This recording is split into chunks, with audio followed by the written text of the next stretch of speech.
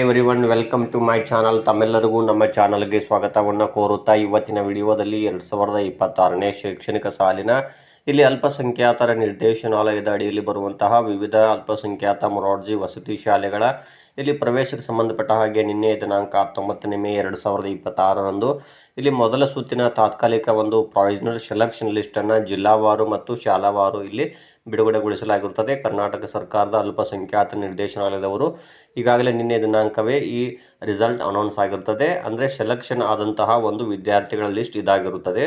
ಹಾಗಾದರೆ ಇಲ್ಲಿ ಬಹಳಷ್ಟು ಪೋಷಕರು ಕೇಳ್ತಾ ಇದ್ರಿ, ಏನು ಇದೇ ಲಿಸ್ಟ್ ಫೈನಲ್ ಏನು ಅಂತ. ಇದ್ರ ಬಗ್ಗೆ ತಮಗೆ ಇನ್ಫಾರ್ಮೇಷನ್ ಕೊಡಲಿಕ್ಕೋಸ್ಕರನೇ ಈ ವಿಡಿಯೋ ಮೂಲಕ ಮಾಹಿತಿಯನ್ನು ನೀಡ್ತಾ ಇದ್ದೀನಿ.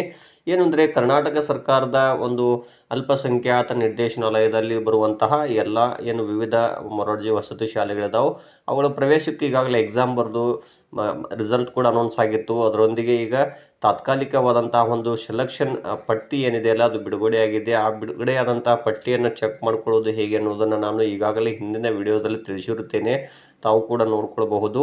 ಇಲ್ಲಿ ಅವರು ತಿಳಿಸಿರುವ ಹಾಗೆ ಇಲ್ಲಿ ನೋಡ್ತಾ ಹೋದಾಗ ಏನು ಹೇಳಿದ್ದಾರೆ ಅಂದ್ರೆ ಅವರು ಇದು ತಾತ್ಕಾಲಿಕವಾದಂತಹ ಒಂದು ಆಯ್ಕೆ ಪಟ್ಟಿ ಆಗಿರುತ್ತದೆ. ಈ ಆಯ್ಕೆ ಪಟ್ಟಿಯಲ್ಲಿ ಅವರು ತಿಳಿಸಿದ್ದಾರೆ ಏನು ಅಂದರೆ ಪ್ರಮುಖವಾದಂಥ ಒಂದು ಸೂಚನೆಯನ್ನು ಕೂಡ ಕೊಟ್ಟಿದ್ದಾರೆ. ಆಯ್ದ ಶಾಲೆಗಳಿಗೆ ಪ್ರವೇಶ ಪಡೆಯಲು ಕೊನೆಯ ದಿನಾಂಕ 27 ಮೇ 2026 ಅಂತ ತಿಳಿಸಿದ್ದಾರೆ.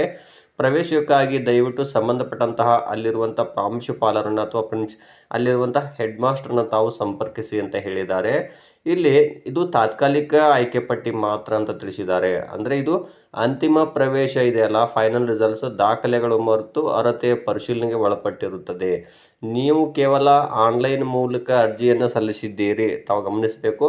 ಇದನ್ನು ತಾವು ಸೇವಾ ಸಿಂಧು ಪೋರ್ಟಲ್ ಮೂಲಕ ಅಪ್ಲಿಕೇಶನ್ ಸಲ್ಲಿಸಿ ಎಕ್ಸಾಮನ್ನು ಬರೆದಿದ್ರಿ, ಹಾಲ್ ಟಿಕೆಟ್ ಕೂಡ ಆನ್ಲೈನಲ್ಲೇ ತೆಗೆದುಕೊಂಡಿದ್ರಿ. ಅದರ ಆಧಾರದ ಮೇಲೆ ಮತ್ತು ತಾವು ಪಡೆದುಕೊಂಡ ಅಂಕಗಳು, ಶಾಲಾವಾರು ಆದ್ಯತೆ, ಅದರೊಂದಿಗೆ ತಮ್ಮ ಮೀಸಲಾತಿ ಇವುಗಳ ಆಧಾರ ಮೇಲೆ ಸೆಲೆಕ್ಷನ್ ಆಗಿರ್ತೀರಿ. ಆದರೆ ನಿಮ್ಮ ಮೂಲ ದಾಖಲೆಗಳನ್ನು ಅವರು ಪರಿಶೀಲನೆ ಮಾಡಿರೋದಿಲ್ಲ. ಹಾಗಾಗಿ ನಿಮ್ಮದು ಕೇವಲ ಇದು ತಾತ್ಕಾಲಿಕವಾದಂಥ ಒಂದು ಸೆಲೆಕ್ಷನ್ ಲಿಸ್ಟ್ ಆಗಿರುತ್ತೆ.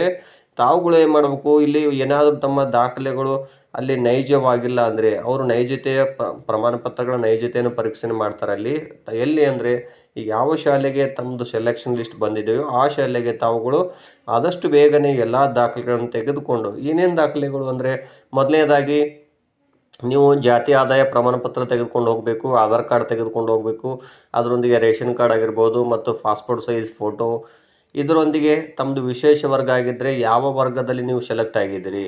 ವಿಶೇಷ ವರ್ಗದ ಬಗ್ಗೆ ನಾನು ಸಾಕಷ್ಟು ಮಾಹಿತಿ ತಿಳಿಸಿರ್ತೇನೆ. ಅಲ್ಲಿ ಅಲೆಮಾರಿ ಜನಾಂಗ ಆಗಿರ್ಬೋದು, ಅದರೊಂದಿಗೆ ಬಾಲಕಾರ್ಮಿಕರ ಆಗಿರ್ಬೋದು ಮತ್ತು ಇಲ್ಲಿ ಯೋಜನಾ ನಿರಾಶ್ರಿತರಾಗಿರ್ಬೋದು, ಒಬ್ಬ ಪೋಷಕರನ್ನು ಹೊಂದಿರುವಂತಹ ಮಕ್ಕಳಾಗಿರ್ಬೋದು, ಇವರು ಎಲ್ಲರೂ ಕೂಡ ತಾವುಗಳು ಎಲ್ಲ ದಾಖಲೆಗಳನ್ನು ತೆಗೆದುಕೊಂಡು ಆ ಶಾಲೆಗೆ ಹೋಗಬೇಕಾಗುತ್ತೆ. ಯಾವ ಶಾಲೆ ಸೆಲೆಕ್ಟ್ ಆಗಿದ್ದರೆ ಆ ಶಾಲೆಗೆ ಎಲ್ಲ ದಾಖಲೆ ತೆಗೆದುಕೊಂಡು ಮತ್ತು ಒರಿಜಿನಲ್ ಡಾಕ್ಯುಮೆಂಟ್ಸ್ ಒಯ್ಯಬೇಕು. ಅದರಿಂದ ಜೆರಾಕ್ಸ್ ಕೂಡ ತೆಗೆದುಕೊಂಡು ಹೋಗಿ ಅಲ್ಲಿ ತಮ್ಮ ಎಲ್ಲ ಡಾಕ್ಯುಮೆಂಟ್ಸನ್ನು ಕೊಟ್ಟು ಮತ್ತು ಅದರೊಂದಿಗೆ 5ನೇ ತರಗತಿ ಮಾರ್ಕ್ಸ್ ಕಾರ್ಡ್ ತೆಗೆದುಕೊಂಡು ಹೋಗಿ.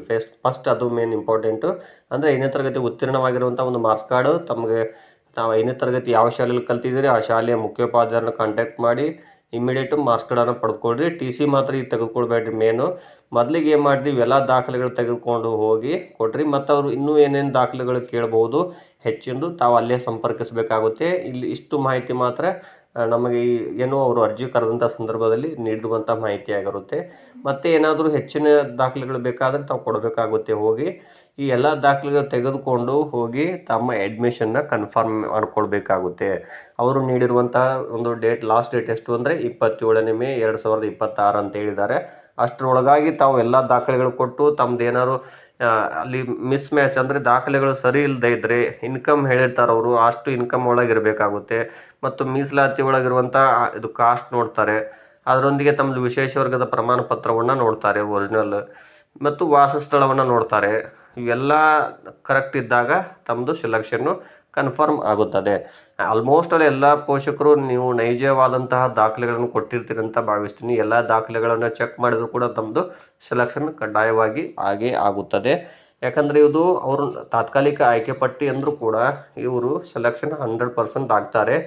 ಏನೋ ದಾಖಲೆಗಳು ತಪ್ಪಿದ್ದು ಅಂದರೆ ಅಲ್ಲಿ ಅವರ ಒಂದು ಸೆಲೆಕ್ಷನ್ ರದ್ದಾಗುತ್ತೆ. ಮತ್ತು ಫೈನಲ್ ಲಿಸ್ಟಲ್ಲಿ ಅವ್ರ ಹೆಸರು ಹೋದರೂ ಹೋಗ್ಬೋದು. ಹಾಗಾಗಿ ಇವ್ರೇನು ಲಿಸ್ಟಲ್ಲಿರುವಂಥ ವಿದ್ಯಾರ್ಥಿಗಳು ಎಲ್ಲ ದಾಖಲೆಗಳು ಕೊಟ್ಟು ಬಂದುಬಿಟ್ರೆ ಇಮಿಡಿಯೇಟು ಟೈಮ್ ಇರೋದಿಲ್ಲ. ಕೇವಲ ಒಂದು 5-6 ದಿನ ಮಾತ್ರ ಟೈಮ್ ಇದೆ. ಆದಷ್ಟು ಬೇಗನೆ ತಾವು ದಾಖಲೆಗಳನ್ನು ಸಲ್ಲಿಸಬೇಕಾಗುತ್ತೆ. ಅವ್ರು ನೀಡಿರುವುದೇ ಆ ರೀತಿ ಇದೆ. ಇಲ್ಲಿ ತಾವು ತಾತ್ಕಾಲಿಕ ಆಯ್ಕೆ ಪಟ್ಟಿಯನ್ನು ನೋಡ್ತಾ ಇದ್ದೀರಿ. ಇಲ್ಲಿ ಬಹಳಷ್ಟು ಏನು ಕೆಲವೊಂದು ಜಿಲ್ಲೆಗಳದ್ದು ಓಪನ್ ಆಗ್ತಾ ಇಲ್ಲ ನೇಮ್ ಅಂತ ಹೇಳ್ತಾ ಇದ್ದಾರೆ. ತಾವು ಇಲ್ಲಿ ಮೊಬೈಲಲ್ಲಿ ಕೆಲವೊಂದಷ್ಟು ಸರ್ವರ್ ಅಥವಾ ಏನಂತಾರೆ ಬ್ರೌಸರ್ಗಳಲ್ಲಿ ಕೆಲವೊಂದು ಓಪನ್ ಆಗೋದಿಲ್ಲ. ಆದ್ದರಿಂದ ತಾವು ಏನು ಮಾಡಬೇಕು, ಬೇರೆ ಮೊಬೈಲಿಂದ ಡೌನ್ಲೋಡ್ ಮಾಡಿ ಅಥವಾ ಚೆಕ್ ಮಾಡಿ ನೋಡ್ಬೋದು. ನಾನು ಹೇಳಿದ್ದೀನಿ ಯಾವ ರೀತಿ ಚೆಕ್ ಮಾಡ್ಕೊಳ್ಬೇಕು ಅನ್ನೋದನ್ನು. ಇಲ್ಲಿ ಒಟ್ಟಾರೆಯಾಗಿ